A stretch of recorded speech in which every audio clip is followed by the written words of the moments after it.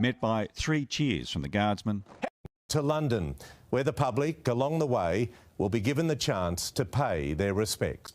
Britain and the Commonwealth farewelling a Queen and welcoming a new King.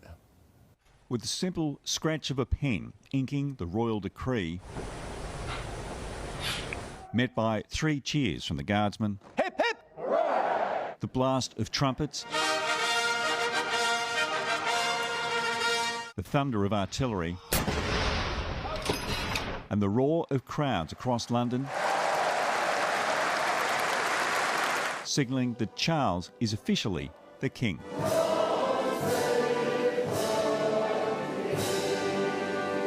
And in one of those twists of British tradition, flags across the United Kingdom returned to full mast just for the day to salute the new monarch.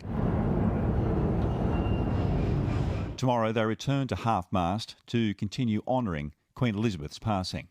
While he's dreaded the loss of his mother, Charles' entire life has been one of preparation for this day. But its formalities began without him. God save the King! God save the King! The Accession Council, including every former living British Prime Minister, gathered in St James's Palace, while the official proclamation of the new monarch took place. The Prince Charles Philip Arthur George is now, by the death of our late sovereign of happy memory, become our only lawful and rightful liege lord, Charles III. For the first time, the private meeting was made public, televised all over the world, a sign of the modern monarchy.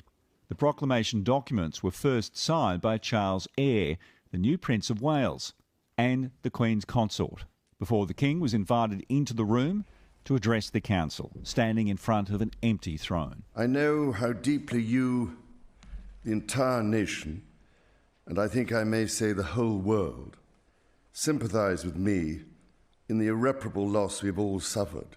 He vowed to follow his mother's example as he took on the ultimate burden of royal duty. In carrying out the heavy task that has been laid upon me, and to which I now dedicate what remains to me of my life, I pray for the guidance and help of Almighty God. Taking the oath to fulfil his obligations, and with a slight moment of tension over a cluttered signing table, it was done. The proclamation read out from the balcony of St James's Palace. 3 cheers for His Majesty the King! Hip hip! Hooray! Hip hip! Hooray! Hip hip!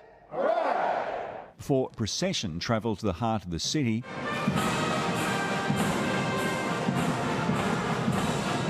to repeat the cry across London. Hip hip! Hooray! A new sovereign, but an age-old tradition. Much of the fanfare identical to Queen Elizabeth's proclamation 70 years ago. By the grace of God, Queen of this realm, and of all her other realms and territories, head of the Commonwealth, defender of the faith.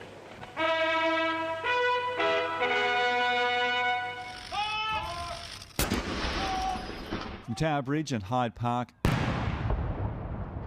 to Edinburgh Castle, 41 gun salutes across Charles' kingdom. So this is the moment, returning to the palace. 6 decades after he was proclaimed a prince, Charles is now officially King of the United Kingdom and Australia. Despite the new weight on his shoulders, the monarch looked very much at home. Let's go live to our Euro correspondent Brett McLeod, who's at Westminster Abbey. Brett, details have been firmed up for the Queen's funeral.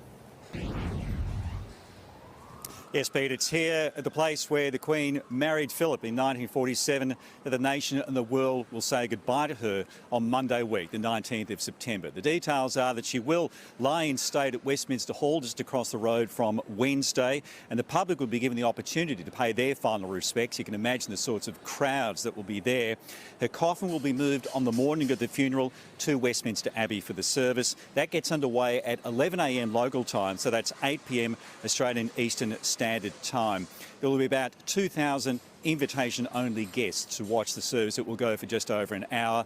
And then the King and other senior members of the royal family will go back to Windsor, to St George's Chapel, where the Queen will be in the Royal Vault. It will be quite a moving service. It will be televised live, and we'll have all the details here on 9. And then the world's eyes will turn back to Westminster Abbey in the months ahead for the coronation of King Charles III. Pete? Brett McLeod reporting live to us from London. Thank you.